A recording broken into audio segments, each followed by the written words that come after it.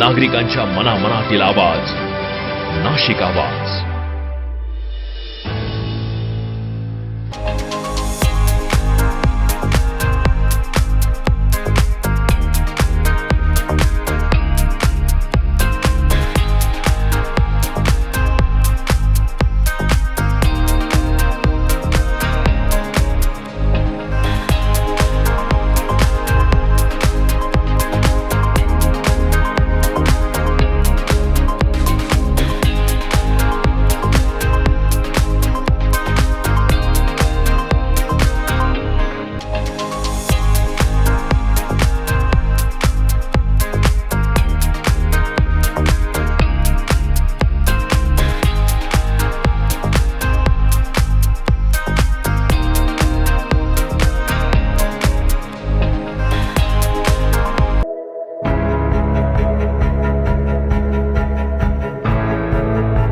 गुरुवारी ईद उल फित्र साजरी होत आहे.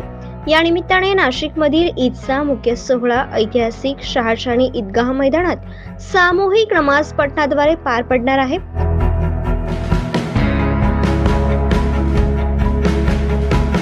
खातिबे शहर हफीज हिसामुद्दीन अशरफी यांच्या नेतृत्वाखाली सकाळी 10ला होणाऱ्या नमाज पठणासाठी मुस्लिम बांधवांनी उपस्थित राहावे असे आवाहन यावेळी करण्यात आले. पुण्यकर्म उपासनेसोबत मानवतेची शिकवण देणारे पर्व म्हणून ओळखल्या जाणाऱ्या रमजानचे मंगळवारी 29 दिवस पूर्ण झाले. मंगळवारी चंद्रदर्शन होईल अशी मुस्लिम बांधवांना अपेक्षा होती. मात्र शहरासह देशात कुठेही चंद्रदर्शन झाले नाही. त्यामुळे ठिकठिकाणांच्या सुन्नी सीरत कमिटी शाही मस्जिद यांनी व शहर खातीब हिसामुद्दीन अशरफी यांनी तात्काळ शाही मस्जिदीमधून चंद्रदर्शन न घडल्याने ईद गुरुवारी साजरी करण्याची घोषणा केली. इस्लामी कालगणना नूतन चंद्रदर्शनावरती अवलंबून असल्यामुळे चंद्रदर्शनाला विशेष महत्त्व प्राप्त आहे. रमजान पर्व काळात मुस्लिम बांधवांनी महिनाभर निर्जळी उपवास करत अल्लाहची उपासना इबादत केली. यावर्षी रमजान पर्व मार्च आणि एप्रिल महिन्याच्या उन्हाच्या तीव्रतेत पार पडेल. तरीही देखील अब्लारुद्दांचा उत्साह तितकाच पाहावयास मिळत होता. याबरोबर तारवीच्या विशेष नमाज पठणाचाही बुधवारी समारोप होणार असून जे समाज बांधव मागील 10 दिवसापासून तसेच महिनाभरापासून मस्जिदीमध्ये मुक्कामी थांबलेल्या नागरिकांना सन्मानाने आदरपूर्वक कुटुंबियांकडून घरी नेले जाणार आहे.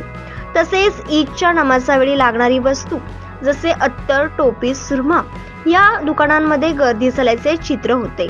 चंद्रदर्शन होताच म्हशीच्या दुधाच्या मागणीत भरमसाठ वाढ झाल्याने किंमत वाढली व बाजारात दुधाची कमतरता निर्माण होत आहे. नमाज पठणाच्या सोहळ्यासाठी ईदगाह मैदान सज्ज करण्यात आले आहे. बुधवारी ईदगाहचे दोन्ही प्रवेशद्वार पोलिसांकडून बंद करण्यात येणार असून मैदानाचा ताबा पोलिसांकडून घेण्यात येणार आहे. तसेच मैदानाचे सपाटीकरण करून दोन्ही बाजूला पाण्याची व्यवस्था करण्यात आली आहे. वृत्तसंकलन विभाग, महाराष्ट्र आवाज, नाशिक.